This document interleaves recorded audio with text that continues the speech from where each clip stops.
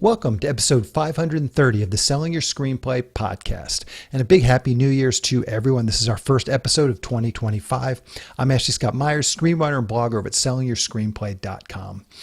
Today, I'm interviewing Jamie Grefe, who was on the podcast in episode 306. Jamie has had some success writing and selling scripts for a number of producers, so check that episode out if you haven't already, as we dug into his writing beginnings, how he got some of his first credits, and really go into some detail on the start of his screenwriting career. But he's back today to talk about some low-budget horror films that he's been writing, directing, producing, and editing. It's a fascinating model that he's working in. He writes and produces and does a bunch of other stuff too, creating these super low budget films. And he's found a market for them where he's able to actually get them picked up for distribution. These are, again, very low budget, so he doesn't put a ton of money into them, but he has found some revenue stream from them. I love to highlight these sorts of niches in screenwriting. To me, it's always incredible when someone has figured out a model on how to do something and make money with something like, it was something as creative as making a movie. It really is just being creative is always difficult, and finding an outlet for that creativity is always just a difficult nut to crack. So I thought it was fascinating to listen to him and hear what he's saying. So if you're interested in getting something completed, getting some writing credits, seeing one of your scripts made into a movie, you're definitely going to want to hear this episode. He goes into a lot of detail about how all of this works. So stay tuned for that interview. If you find this episode valuable, please help me out by giving me a review in iTunes or leaving a comment on YouTube or retweeting the podcast on Twitter or liking or sharing it on Facebook. These social media shares really do help spread word about the podcast, so they're very much appreciated. Any websites or links that I mentioned in the podcast can be found on my blog in the show notes. I also publish a transcript with every episode in case you'd rather read the show or look at something later on. You can find all the podcast show notes at www.sellingyourscreenplay.com/podcast, and then just look for episode 530. If you want my free guide, How to Sell a Screenplay in 5 Weeks, you can pick that up by going to sellingyourscreenplay.com/guide. It's completely free. You just put in your email address and I'll send you a new lesson once per week for 5 weeks, along with a bunch of bonus lessons. I teach the whole process of how to sell your screenplay in that guide. I'll teach you how to write a professional logline and query letter, how to find agents, managers, and producers who are looking for material. Really is everything you need to know to sell your screenplay. Just go to sellingyourscreenplay.com/guide.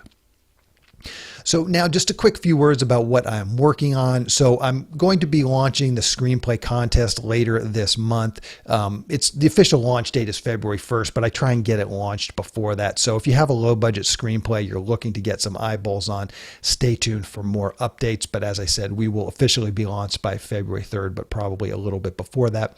The theater where the film festival was last year, it's a great venue. It's a great theater to screen movies at. So I was very happy with all that. Everyone was super nice, but I haven't heard back from them about costs. Obviously, I would be planning this way in advance, and I don't think the theater necessarily likes to lock in a given weekend this far in advance, so they haven't really been all that eager to even get back to me, but I haven't really heard what they're going to try and charge me, so I'll be negotiating with them over the next couple of weeks and hopefully have something settled. But I'm still just trying to figure out that part. I may or may not run the festival again, just depending on what they're going to charge. But again, for sure, I'll be launching the screenplay contest by February 1st. I'm also knee deep in my rewrite on my low budget rom-com I'm putting together. Right after Thanksgiving, I did a table read, which was via Zoom. And that's something that maybe I should talk about at some point, because I find them very helpful. It's just a pretty easy exercise, and everybody is so used to Zoom calls these days. It was easy to put together. Again, I'm in LA, so I know a lot of actors, but basically I just get actors for all the main roles. This is a low budget rom-com, so I think I only had 4 or 5 actors. I had 2 main actors, and then I had 2 or 3 other actors that just played some of the smaller roles. And then I also had an actor who did the narration. And so I just went through the script. Everybody's on Zoom. You can hear it. You can see them talking. And the actors, it's a cold read. So for the most part, they haven't read the script ahead of time. But these are good actors that I know. And I cast them sort of accordingly, knowing the role and what they're good at. And so it's just very valuable to hear your script actually performed by an actor. Again, it's not super polished, and sometimes the actors stumble on a line or go back, but it just sort of gives you a sense of the pacing. And then the other big piece piece of that is after the reading, people give notes. So I invited some of my other writer friends to this Zoom call, and they were on and listened, and then also got some notes from them. So it's just a really good educational process, and there's a lot of notes that come from that. So then you have to sort of go through the notes and figure out how to address some of them, all of them. What notes are you going to address? Which ones are the important ones? And that's never an easy process. And that's sort of what I'm doing now. I'm going back through the script. I'm looking at all the notes, and I'm trying to figure out what my next step is. But hopefully I'll have a draft here fairly shortly, and then I can really begin pre-production in earnest. If you have a low budget screenplay that you want to produce yourself, drop me a line. I'd like to put together a mastermind of filmmakers who are working on low budget films, and perhaps there can be some synergy working at the same time. If we're all working on a film together, we'll be going through a lot of the same things, so we might be able to just help each other a little bit. Maybe doing some Zoom calls to talk about sort of what we're working on, help each other again, pooling some of our resources.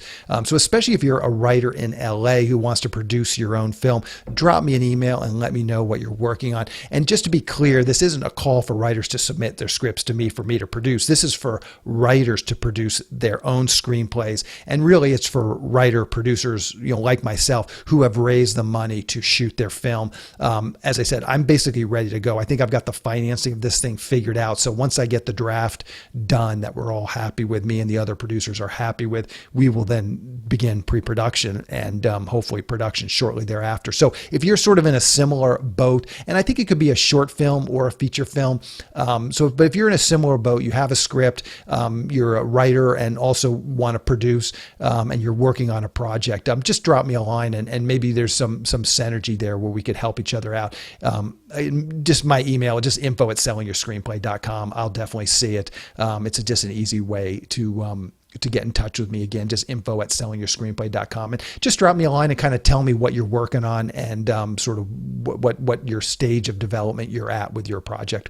Anyways, again, a big happy New Year's to everyone. I hope everyone has much success this year and really get some projects finished, myself included. So anyways, those are some of the things that I've been working on. Now let's get into the main segment. Today, I am interviewing writer, producer, director, and editor, and he wears many other hats on his productions, Jamie Grefe. Here is the interview. Welcome back, Jamie, to the Selling Your Screenplay podcast. I really appreciate you coming back on the show with me today. Thank you, Ashley. It's always a pleasure and an honor to be here talking. Well, thank you. So you were on the podcast a few years ago, and we dived into your writing background and kind of how you got your foot in the door and got your first few credits as a screenwriter. Today, we're going to focus on some of your new feature films that you've written, directed, and also produced. But if anybody listening to this wants to just know a little bit more about sort of how you got your start, I would recommend definitely check out episode number 306, and I'll link to that in the show notes. But let's start out today's interview just sort of talking about these feature films that you're writing, directing, and producing. You have two films out now, Sorority Girl Massacre, Black Static, Sorority Girl Massacre, Guts of Ecstasy. It sounds like you have two in post-production that are about to come out, Love Hurts, Love Never Leaves. Just in general, maybe you can just speak to this model in general. You're kind of a one-man show on these things. You're writing them, you're directing them, you're producing them. And so maybe you can kind of just give us sort of a broad, bird's eye view of this, and then we'll dig into some of the specifics. All right. So if I may, let me back up a little bit. About a year ago, I started working on a screenplay, just a proper screenplay for a movie called Sorority Girl Massacre. And there were talks that I was going to direct this. Hey, if you can write it, direct it, we'll get a few girls together, we'll get a mansion, we'll crank it out in about 3 days. So I wrote the entire screenplay, and I got it to the point where I really felt for the first time in my life, and I've been writing for about 10 years now, but really it's so funny, Ashley, because you can write for years, but you might not be writing like a director, because when and you know this because you've directed your own scripts, when it really comes down to like, well, I'm going to have to shoot this. These are going to be shots that I'm going to have to put together in 3 days in one location. It really changed how I thought about this script, and I really refined it. I got it ready to go. Everything looked like it was going to happen, and then it didn't. It fell through. Mm-hmm. The tides shifted, so to speak, and the producer wanted to do other kinds of movies, work with some other people, Hey, that happens too. I was left with this feeling though, and this would probably be around December. I was just this great kind of drop, I was like, I need to do something. I was so ready to direct that script. Uh, the whole thing, I could see it crystal clear. I can still see it. So what I did is I said, you know what? I've got a phone. I've got a really basic phone. I've got access to lights. Like a ring light. I've got a place I can shoot. Let me get some people over here. Let me just shoot. I just need to start shooting. So I had some friends come over. I hired some actors to come over and just run some monologues that I wrote up, just some poetry that I just had to get out. It was like this space of pure necessity. I had a lot of footage I started to build up. And what happened was that footage became, and it was all unrelated. It would just be like simple physical actions that I would have people do, along with these kind of really pointed monologues that were just completely separate from the Sorority Girl Massacre script. They were actually touching upon a lot of things that happened in my life this last year, like losing my dad, going through a divorce, just losing some things. And so I had all of this creative energy that I needed to discharge. What I did was I had this idea like, okay, I have all these little short clips. Let me take them and put them together on a timeline. And let me see how that looks. What can I make out of this? Can I pull something out of this? Because you probably know this, Ashley, but a lot of people don't. The requirement for a feature film, like the runtime, it's not an hour and a half. It's not 2 hours. I mean, it's like 48 minutes. Like you could kind of technically have a feature film set for digital, like under an hour. I thought, Jamie, just do you have an hour's worth of footage? Is there something here? And then when I put it together, something was emerging, but it wasn't right because I need to be in this. I need to put myself as the slasher. So what I did is I filmed myself and I did these monologues, so on and so forth. That became Black Static, Sorority Girl Massacre Black Static. So if you watch the trailer, you hear this voice being spoken, this really low voice. That's me. If you see some kind of hazy figure in like a latex mask, that's me. And that was all shot at my apartment right here in the Valley. What happened after that was I kind of was like, wow, that was really fun. Like I put that together. I did all the sound design, I quote unquote produced it. I just brought it to life where I got it to the point where I was like, this is a movie. It feels like a movie. There's a beginning, there's a middle, there's an end. It's artistic, it's art housey, but it's a movie. And then I got in contact with this model who was she's in Arizona, but she said, well, I'm going to be in LA for a few days with a friend of mine. We're doing all these little shoots, all these kinds of photo shoots, video shoots. She said, I have an Airbnb if you want to come over for a night and shoot. Like, let's work out a price. You can come over and shoot. So we worked out a price. I never saw her stuff before. I didn't even know who her friend was. I drove to the place. I had a shot list. Now, for this one, after I did Black Static, I saw the possibility that I could actually make a slasher movie. And it didn't need to have, like Black Static, Sorority Girl Massacre Black Static has no violence. There's no violence. I'm never in the same room as one of these actors on camera. And I thought, well, that's really fascinating that we can show the slasher from a POV. Because there's that one movie in a violent nature that came out this last year, and I think it shows the slasher, like it follows the slasher through the woods through like the entire movie. I thought, well, why don't we do that, but we remove his body? What if he's just a presence? What if the camera is the slasher? Okay, so that was Black Static. Now then I thought, so I knew I was going to shoot with Ziva, and I thought, okay, let me just I want to do another movie. It was like just itching it within me. I was like, I got 4 hours. I got two girls are going to be in the same house. God, I want to make something. I really want to package this into something. And so went to the coffee shop. I would start just making shot lists, notes, sketches, whatever, like not even a proper screenplay. Like I have not written a screenplay since that last script I wrote, Sorority Girl Massacre. But I started making lists of things that I wanted to capture. That's all I did. I just listed it out.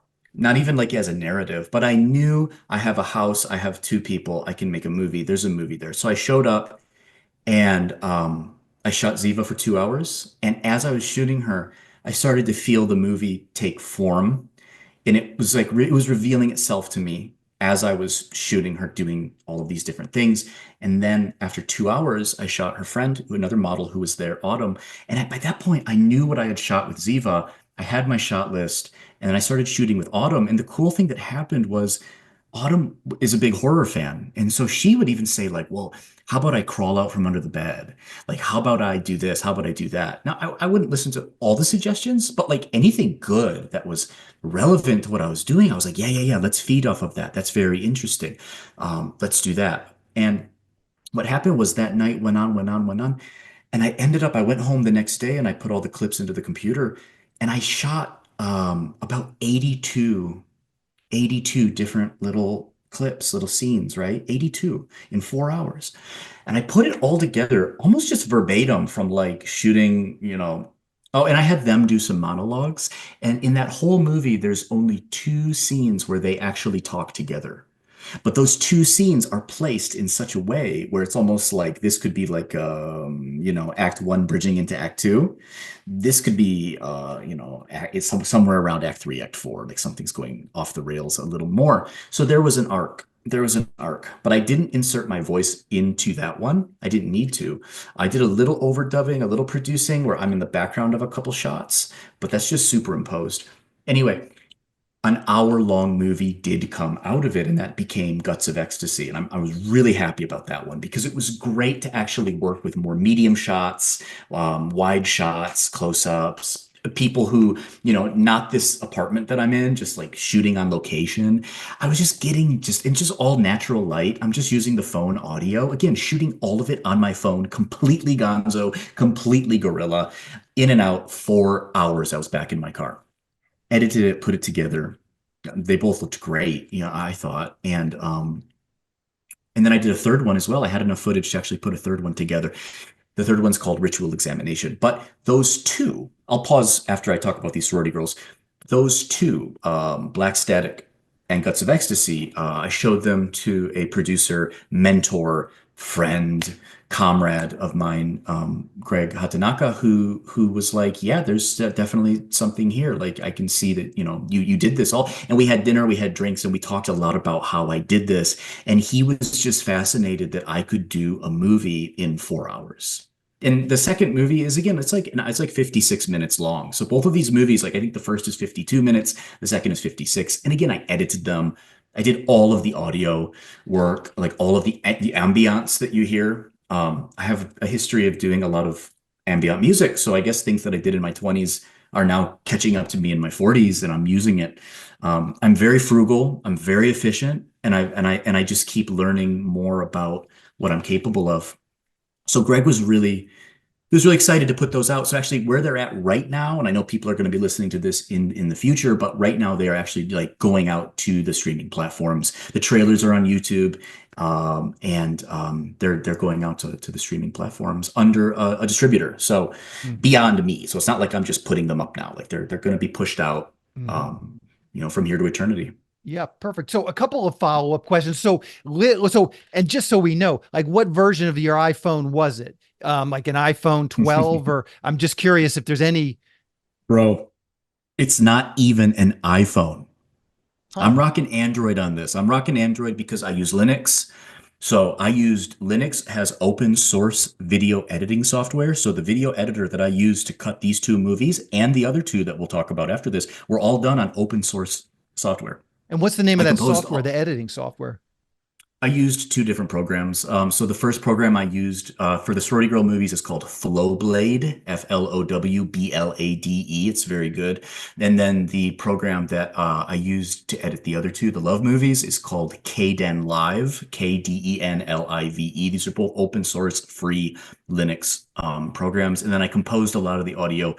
Some of it I composed on, I guess you could say, open source audio synthesis programs. Super Collider is a programming language that you can learn and then Are there any use. settings? Are there any settings that you need Yeah. to tweak on your phone, just in terms of light or how you're Yeah. capturing Well, high res? Are there anything like yeah. that that you would warn Yeah. people?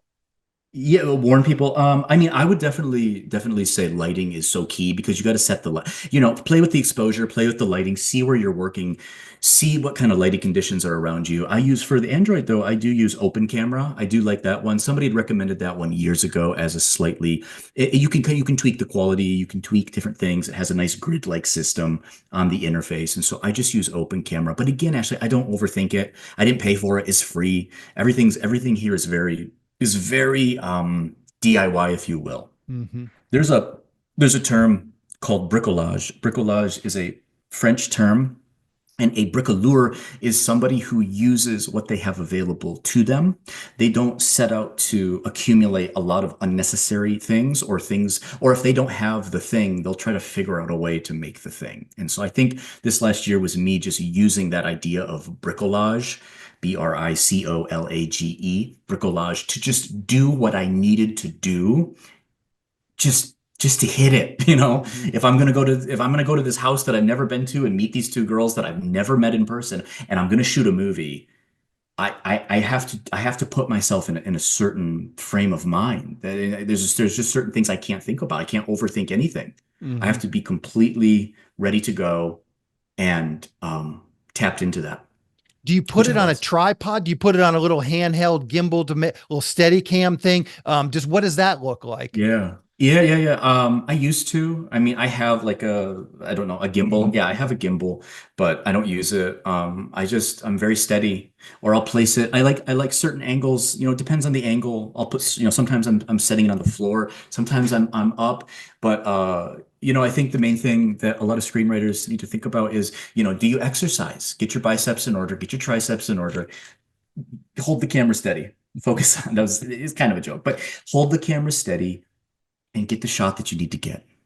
Hold the camera steady and get the shot that you need to Hmm. get. Now, of course, I'm not working with a huge budget, and we can talk about the love movies because those were done at a slightly elevated level. But for these movies that I shot on my phone, I mean, look, Ashley, you can go on YouTube, you can go on all these places. People are making movies, people are making content with phones every day. Hmm. Like it's just that's where we're at right now. I mean, look at Blair Witch Project, look at all of these old school movies that were shot with found footage and just, they're so shaky that makes you want to vomit. I mean, I'm actually composing shots that I think look really good. Like I'll set up the shot that it looks good, and then I'll hit it and I'll just hold it, and I know I get it. And I don't know if everybody can do that. I'm sure they can, but I'm able to know, did I get that shot? Was that did that look how I wanted it to look? Did it come off the way I wanted it to come off? Now, of What course, it is helps when you don't have a script. So yeah, yeah, yeah. What is your pitch to the models? So these were models that you've never been in person. You think, and what is your pitch? You just, I'm an independent filmmaker. I'm going to show up with my phone and just shoot some footage. How do you mhm. get models to even agree to that? I mean, I'm sure they're Yeah. potentially afraid to just be in a house with some dude that they don't know making a weird Yeah. movie. Yeah, well, I mean, I'm very transparent about who I am. So this is who I am. This is like a link to some stuff I've done. This is me. This is my phone number. This is my real name. All of that stuff is usually given pretty quickly, and then the pitch is just like, to be honest with you, Ashley, a lot of it is just like, here's how much I'll pay you.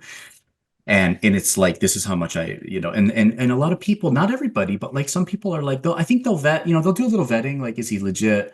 Okay, what do you want to shoot? And I'll say, well, I just, I'm going to get some monologues, I want to get some close-ups, I want to do this, I want to do that, I want to do this, I want to do that. Maybe I'll give them some shots from the shot list, like these are some things I'd like to get, and there's probably going to be some other things, but no surprises. And everything that we're doing is going to be consensual. Like I'm not going to force anything upon you that you don't want to do.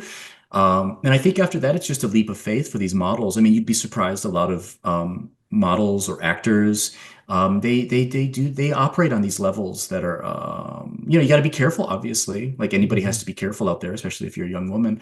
But yeah, and I might have a little bit of reputation. I have references too. Like if somebody Yeah. wants a reference from somebody that I've worked with, I've got references. So What does your yeah. contract look like? Do you have some sort of a boilerplate contract that you got these girls to sign just so you could actually distribute Mhm. this film? I would think the I do. distributor is going to want to see some of that stuff.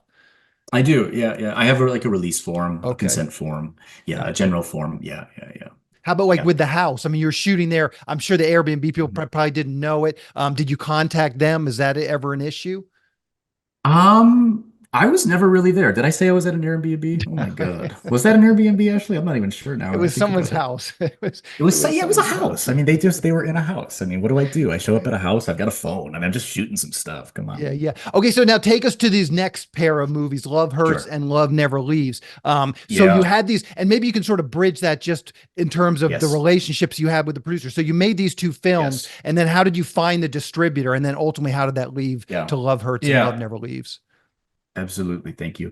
Yeah. So, I mean, this distributor, so my network is not super huge at all. Like we're all limited by who we know and what we're able to, who we're able to get, to work with us. But Cinema Epoch, Cineridge Entertainment, Greg Hatanaka's been a mentor, a friend, a comrade for many years. And I've written a lot of scripts for him, some produced, some not. I've done assistant directing for him, whatever. I've been in the trenches with him now for years. So again, having some drinks, having some dinner, he was very impressed with what I was able to do.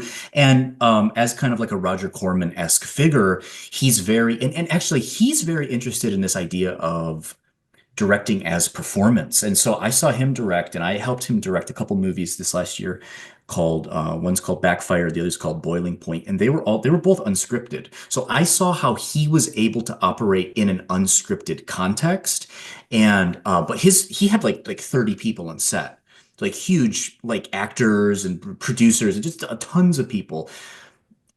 So I saw how that was able to be done, and I knew from that, how he could kind of do that. So I knew I could pull it off. And when he, was kind of joking with me, like, okay, I'll let you do something. Let's do something. Let's do something. And he's been prone to throw out ideas that are a little bizarre. So, the fact that he even said, okay, I'll let you do it, but can you do two movies in one day? Um, Up the stakes a little bit. it's like, damn it, it's like, Greg, I wanted like 3 days. Like, can I have 2 days? But I didn't say that actually because the minute he said it, I was like, I really was like centered myself, and I was like, oh my God. I was like, dude, I can do two movies in one day. Are you kidding me? I can totally do two movies in one day. I did Guts of Ecstasy in 4 hours. I wonder if I can do two movies in one day. And you let yourself kind of think about that, and you let yourself get into like what are the limitations on this? Let's talk about this. Like, what is this going to be like? I said, Greg, I can't operate off of a script. Like, I have to go in unscripted. He's like, I don't care what you do. Like, make it like I saw what you can do. You have one day, choose a location. you know, I have it like, let's talk about the crew. Let's have a real tight crew. This is the amount, this is the number of talent we can have.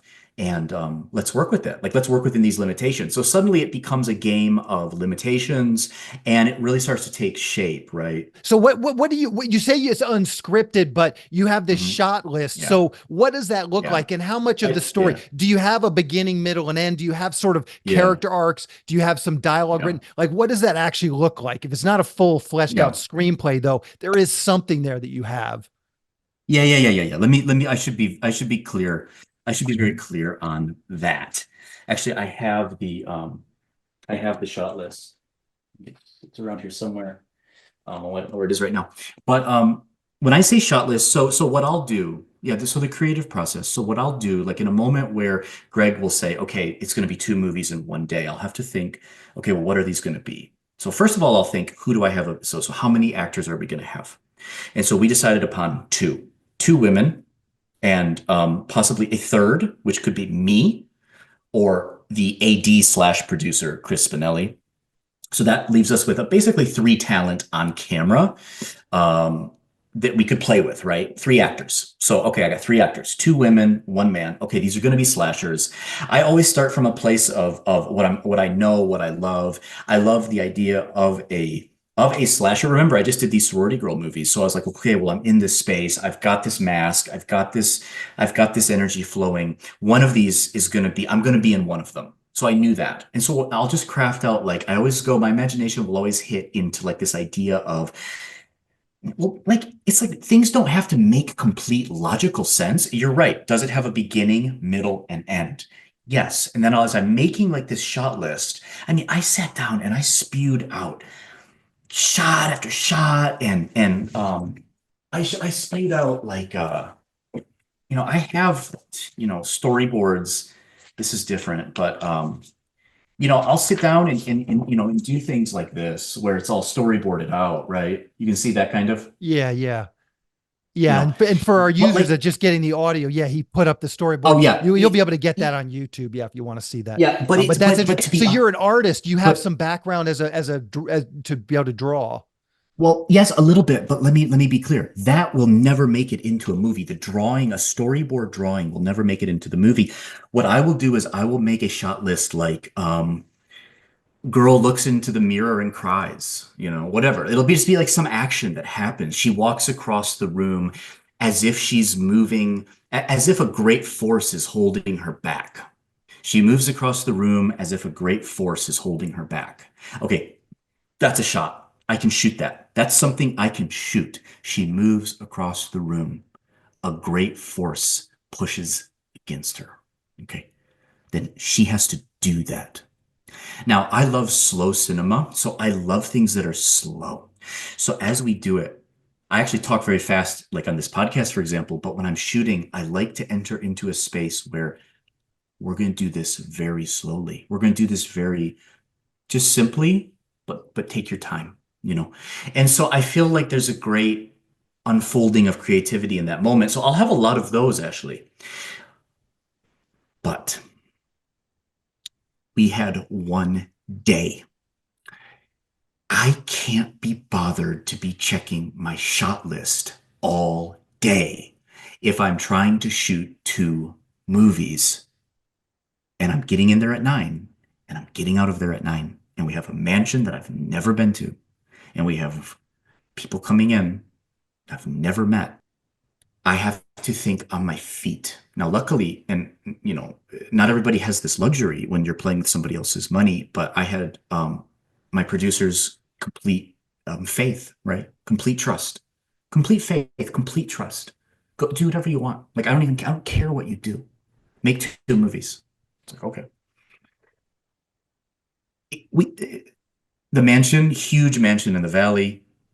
This actress, Mariana Carvajal, I had met her before at a social function at a premiere, and she was great. And she had specifically mentioned to me that she liked slashers, so I got her number. And I remembered her. And when it came time to shoot these movies, I was like, I'm gonna call her. I need her to be in these movies, right? She liked slashers. She had a really good energy. But pitching an ad, that's the hard one, dude. Pitching somebody on like, hey, so like I got this movie. I want to shoot. What's going to be is it's going to be 2 movies, but we're going to shoot them in one day, and there's not going to be a script. That's actually harder than shooting somebody like the Sorority Girl movies. Models are more used to modeling. They Mhm. model, do this, do that, do this, do that. An actor, I feel like that's where it's like, wait, wait, wait, wait, wait. Who are you? Like, what have you done? Like, what is this? And her manager was like, can he at least send you like a breakdown of what it's going to be? So that actually forced me to kind of write out a bunch of shots. So I did, and I was not deceptive. I wrote out from my heart 2 different projects. I said, you're going to be the lead in one of them. And we had another girl from an agency. I said, she's going to be the lead in the second one. We're just going to make these 2 movies. They're very similar, but so it goes. We have 12 hours. The day of the shoot, everybody showed up. So I had one camera. You're wondering about the crew, right? So we have one camera guy, Okay. Louis DiStefano. He's a Greg regular. He's a great guy. He's operating the camera. Microphone is on the camera, so we don't have to worry about a boom mic. Don't need that. All natural lighting. I don't want any lights. Just we're going to use whatever natural lighting is available to us. Now we brought a light. We didn't use it. We didn't touch it. Brought some props. And the funniest thing is the night before I was at the producer's house and there was this wig in his garage and I gave it to Chris Spinelli, the producer, and I said, put this wig on. And Chris put it on. And I was like, wow, okay, you look pretty cool in this long black haired wig. I said, let's bring it with us. And I said, well, just here's a fake machete. I said, let's bring this with us. I mean, Jesus, might use it, right? So we had one box full of props, some catering, it's easy, some food, camera, microphone and camera, no lights, one camera guy, one producer slash AD, Chris, me, Mariana showed up. And then we had another girl, Amber. She showed up. I shot Mariana for like 30 minutes in the garage. I just shot some of these things. I'm getting into it. I can start to feel the movie. Okay, I know what's going to happen. She's going to encounter the slasher in the house at some point. This is going to be like The Shining, but I'm going to be there. It's me. It's going to be me, you know? Shot her. Then I switched to this other girl, Amber. Now listen, Amber's like, she's like coughing, she's sneezing. I'm shooting her. Same kind of thing. Okay, do this, sit down, act like you're scared, act like you're sad, be scared, be sad, put your arms like this, do this. She goes, I have to call my agent. And it's like 10 o'clock, 10 a.m. And I'm all like, okay, we're doing this. We're in it right now. It's starting to reveal itself to me. Didn't even look at my shot list. She calls, and I'm like, oh shit, not a good sign when somebody wants to call their agent when you're on set with them. So she calls her agent. I like the agent a lot, so I'm not going to name his name, and I hope to work with him again. But here's the situation. There was cat hair in the house, and she was allergic to cats, like big time, like super allergic to cats. So she goes, Jamie, I'm so sorry. She's like, I can't be here. Like, I gotta go. Suddenly, Ashley, I was like, you gotta be kidding me. Like to myself, right? Like, Yeah. okay, it's 10:30 a.m. You've got until 9. One of your girls is leaving. I said, you go, we'll work again sometime. It's okay. It's okay. I knew, now this is where I knew in that moment that these things happen, right? Like it's always there's some unpredictable thing that happens. I called a couple people, but then I said, I can't do it. Nobody's coming. Nobody's going to come. The agency couldn't send another person. It was just like, okay, I've got Mariana and she's 100% in. Like she was like into it. We've got me. I said, it's going to be her showing up to this house alone and she's going to encounter the presence, like that's me, whatever. Let's just do it. Let's just do it. Right. So we did it. We shot until about 4:30. The story revealed itself to me. Every shot was set up. Everything flowed. Middle. Okay, this is going to be the end. We shot the end. And like I said, it was about 4:30. We broke for lunch, about 30-minute lunch. That's the moment, Ashley, where I was like, okay, I shot one movie. Now, what am I going to shoot now? I checked my shot list, and it was almost like I couldn't read in that moment. Like I looked at it, and it was just it was just like it didn't make any sense to me. I was like, "What is this? I don't need this right now." So I put some music on, and I was just moving around, and I said, "We got the wig. We got the wig. Put the wig on, Chris. Put the wig on." And I brought these gloves, these black gloves. Put the gloves on. There was a cane. I said, take the cane, put your black suit on. You bought a black suit. Now I want you to now start limping around for me. Just start limping around. Put the hair over your face so you can't see anything. I don't want you to see anything. Okay, so you see what's happening right now. The movie is coming to me. This is just me. It's like maybe other people can't do this, but whatever. And I said, this is it. Like you're something, like you're gonna be it. So it's you and Mariana in this second movie. No title. And we started shooting, and I realized right away that he was very lonely and he's waiting for someone to come see him.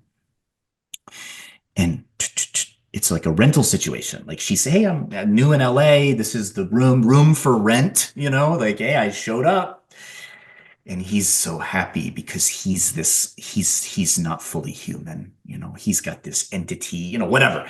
Okay. So as you can see, Ashley, the movie, thank God, um, reveals itself, revealed itself to me. And in this movie, that second movie, Love Never Leaves, I'm simply the director. I just direct it. I'm not in it. And actually we shot an hour and 20 minutes worth of footage for that one. So the first movie, Love Hurts, we shot about an hour, but I trimmed.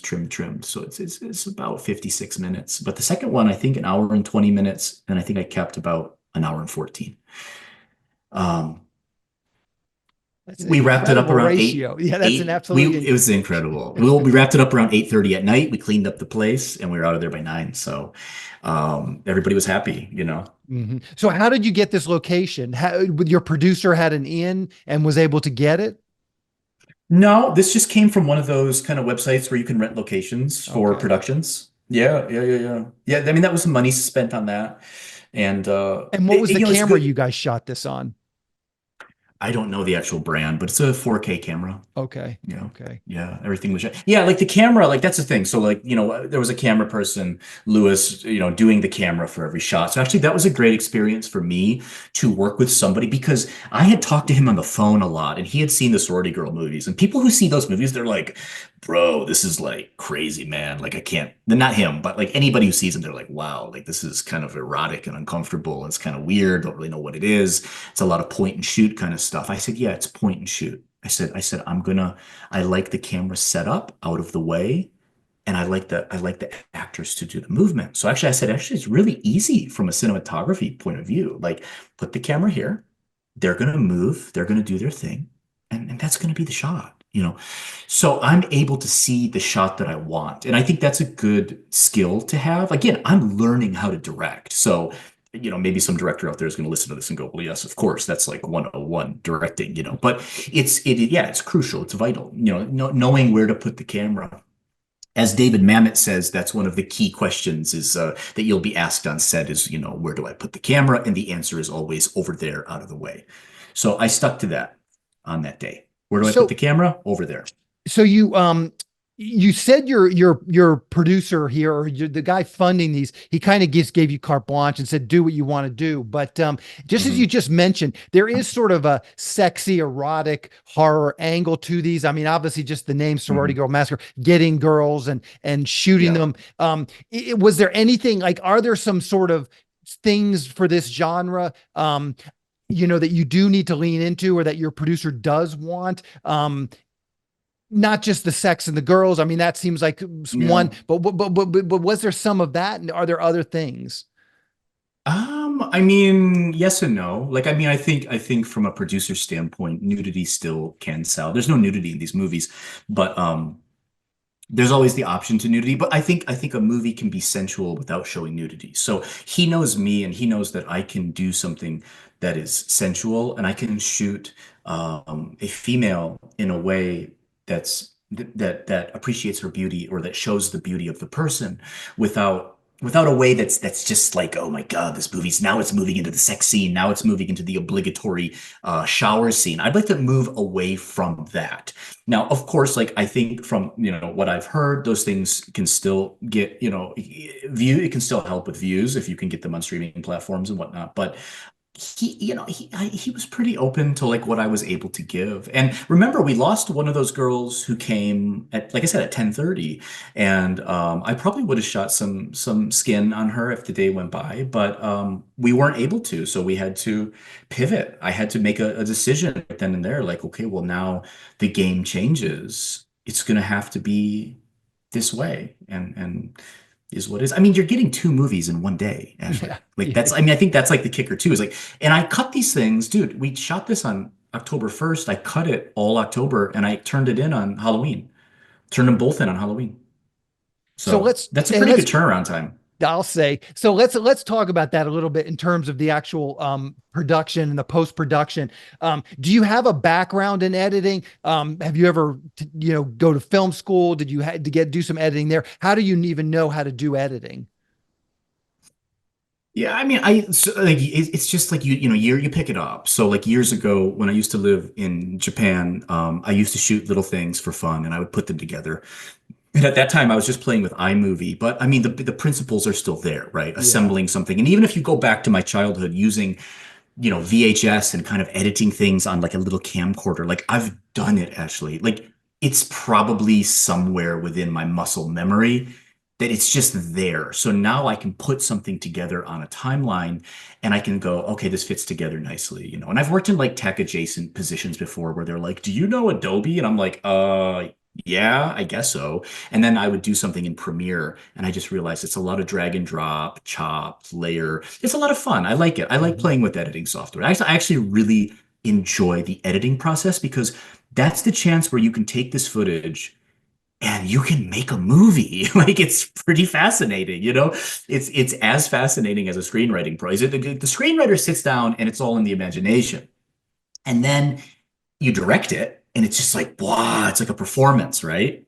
But then when you sit down and edit, you have this chance to see the footage as it was shot And now you can really put it together. And again, I'm not using visual effects programs or anything like that. I'm basic, very basic editor. But movies have been made for hundreds of years with just simple cuts. So I Mhm. like the style of filmmaking that's like the cut tells the story. So if I have a bunch of shots and they're all different, there's going to be a story there in the audience's mind. So I don't need to work with tons of visual effects or anything like that. So my limitations are my strength in some way. So now, what about the sound mix? You mentioned that you did have a background in some music or something. How do you go about doing that? Is there some sort of a sound mix? Do you have to go something? And is there, like, when it gets into distribution, ultimately you probably have to pass some QC. Was there some concerns about that? And I think the sound is always, I mean, obviously drop frames, but it sounds like you're editing Mhm. stuff together. So I mean, you're not Mhm. doing a lot of cuts, so it's not like the drop frames. But was there any issues with sound, and how do you go about that, making a sound mix? Ashley, I go about it. I just use my ears. I just mix it together. I watch the levels.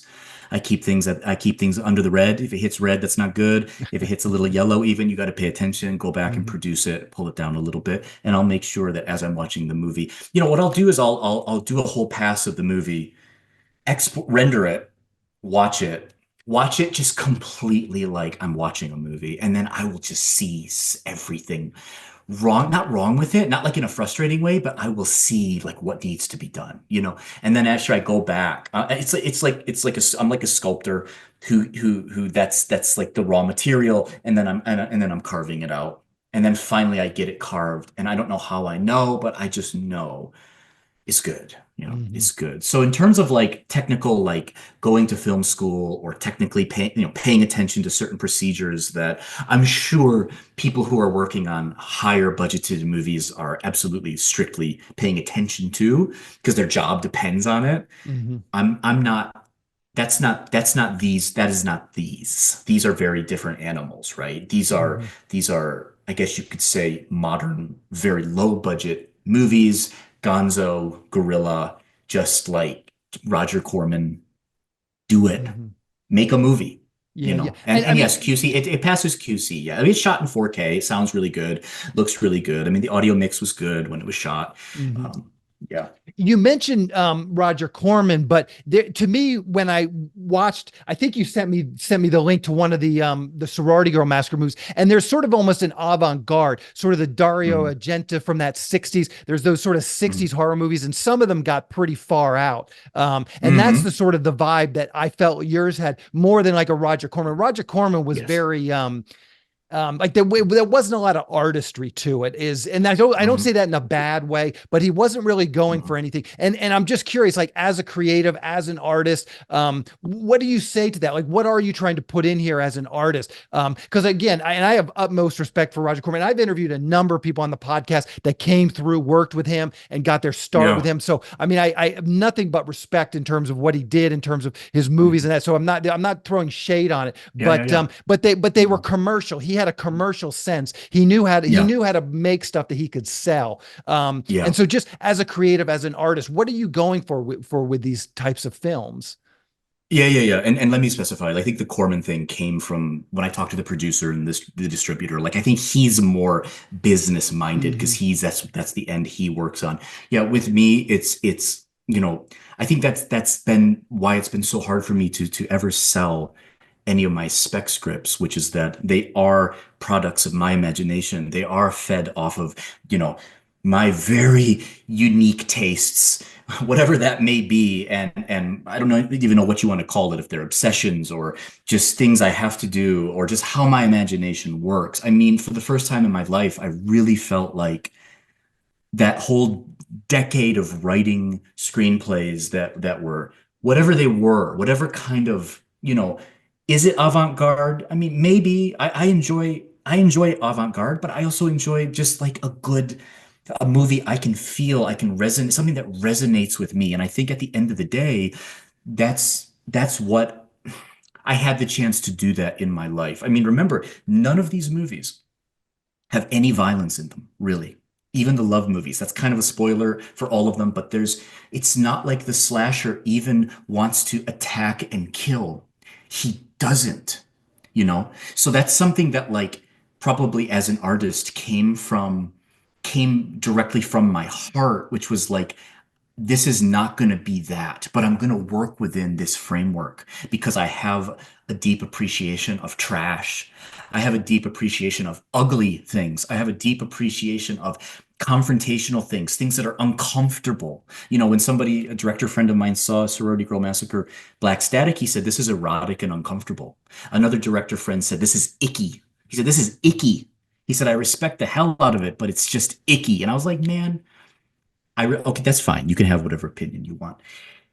But to me, they're very pure expressions of my art, of what I want to do. And at the end of the day, there's nothing beyond that. Like I said, these love movies they literally were born almost like performance art on that day. I didn't reference the shot list.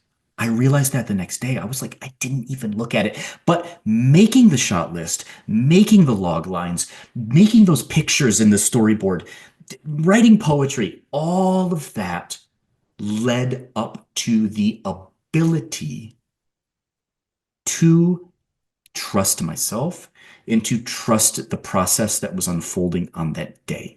So if there's a writer out there listening to this podcast or a director listening to this podcast who wants to take a shot at shooting a feature film in one day, what are some tips? Give us a couple of tips on that. Where should they begin? I think beginning with the limitations it was everything for me. I had to think from a space of limits, and the limits defined what was possible. So you don't have two locations, you have one, but within that one location, you have multiple rooms. Within your rooms, you have multiple parts of a room. So actually, you have a lot of locations, and a blank wall is a blank wall. So that's always a location. That's a location. So you see how that works already? You have one location. Some people, oh man, I got one location. Dude, do you know what I did with one location? I made two movies. Imagine if I had a hospital. Imagine if I had 2 days to make them two movies, you know. So that limitation. Who are you working with? So what I really loved was that, remember I told you those movies I worked on with Greg before? He brought there were like 30 people on set and all this. Yeah, yeah, yeah, yeah, yeah. Okay.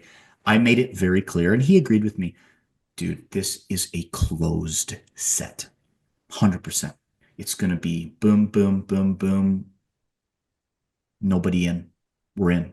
Okay. Lock the doors. Nobody's even allowed in the house. Nobody, you know, unless it's an emergency, obviously, or somebody's this and that. No surprises. So like having that like space with those people in that moment created that I was almost like a conductor. You don't do this, do that, and do this, and you're so in it that it's like a theatrical, it's very theatrical on that day. So I think you feel, I mean, I can't speak for Mariana or Chris, but I mean, I can tell you when Chris started embodying that character from Love Never Leaves with the wig, and he gave. I've seen him in like 20 movies. He gave a performance that was just so different. I have never seen him go into that space of acting before. He went into it and he was there. So there's that. So it's like, who are you working with? You know, what location do you have? But then you have to know, like, I'm gonna be doing this and I've got to accomplish it. So you have to think in terms of time. Like, you have to think like I gotta get my shots. Like if I don't get my shots, the movies don't get made. So you cannot overthink things. You don't really have time to do more than one take. You do it in one take, dude. How can How you do did two takes? the how did you meet this producer? You mentioned, and this is sort of the next part of the equation. So, if someone wants to write and produce one of these films, I think that's a good sort of encapsulation of it. But on the other end of the sales end, how do you meet these people that could potentially sell this? And just very specifically, how did you meet this guy? It sounds like you did a bunch of movies for him. Did you just submit a cold script to him years ago? He liked it, you met. But maybe you could No. talk to that a little bit. How did you meet this guy and then cultivate that relationship over years? Yeah, yeah, yeah. This actually might be. I don't even know if I knew Greg when I did, what was it, episode 306? Yeah. I don't know if I talked about him in that, but actually I usually operate, so sometimes people come to me, and I think in life I had this one person come to me, um, Christopher Cajornes. I don't think he'd mind me saying his name, but he was an actor. He used to act a lot, but he approached me at one point in my life and was really adamant about doing something with me or reading my work and giving me comments on it. As a producer, I think he was trying to produce at the time.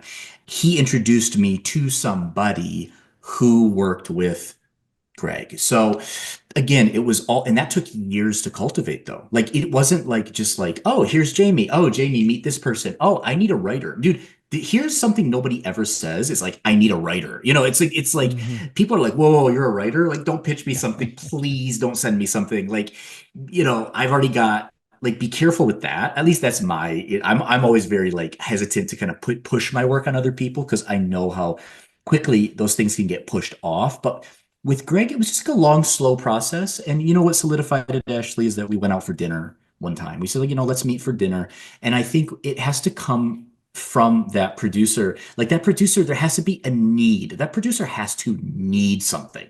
They have to need a screenplay or somebody who can write or somebody who can write their ideas or somebody who can give them things that are going to make them money. And then that person has to be yeah, it has to be able to do it, obviously, but you have to be able to like resonate with the person. You have to be able Hmm. to laugh with them, talk with them, understand each other. I mean, it's a business relationship, it's a friendship, it's a mentorship. I mean, that's how it was with me.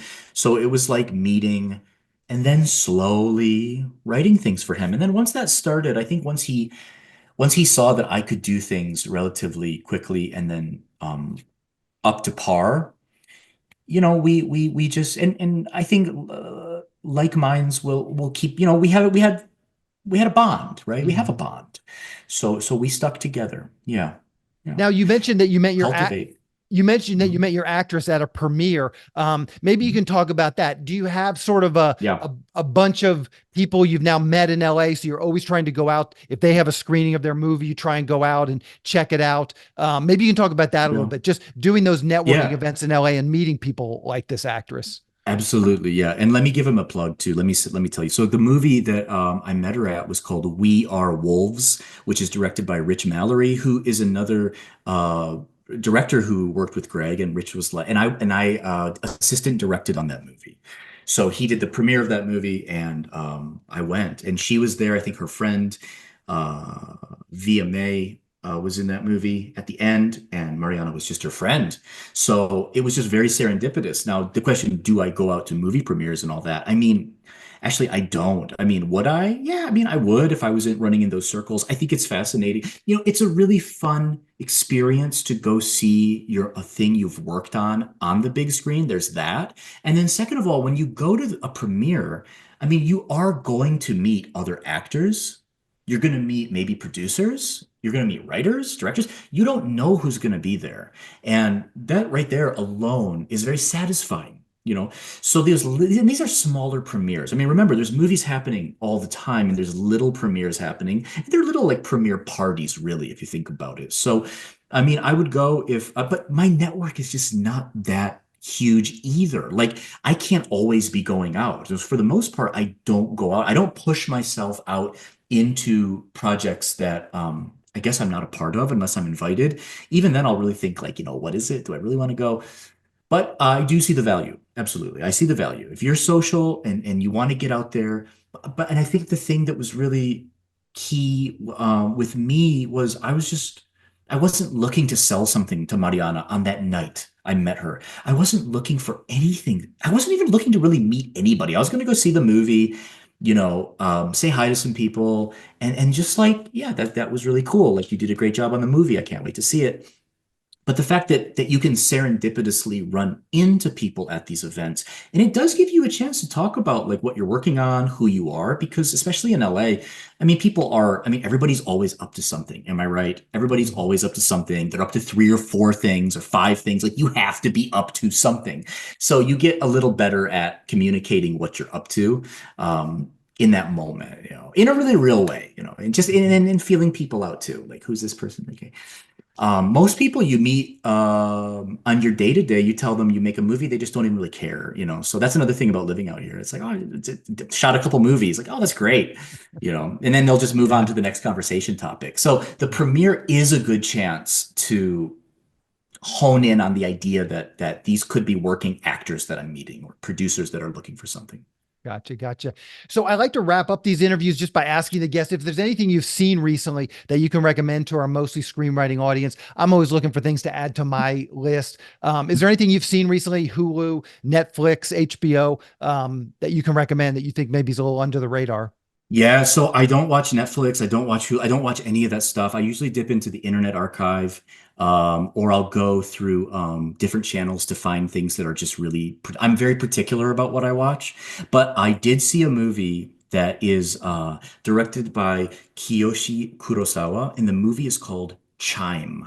Chime. Chime. He was just in LA recently premiering this movie and another movie that he directed. He directed two or three movies in the same year. He did this movie years ago called Cure, and he did another movie called Pulse. These are fascinating movies. Actually, I'm really happy this movie came to my imagination because the day I was going to go shoot the love movies. So Chime is 44 minutes long. It's a feature film. It's shot in Japan, 44 minutes long. The morning of October 1st, I did a yoga class in the morning. I came home. As I was getting ready, like I'm going to go to the mansion, whatever, I put in Chime.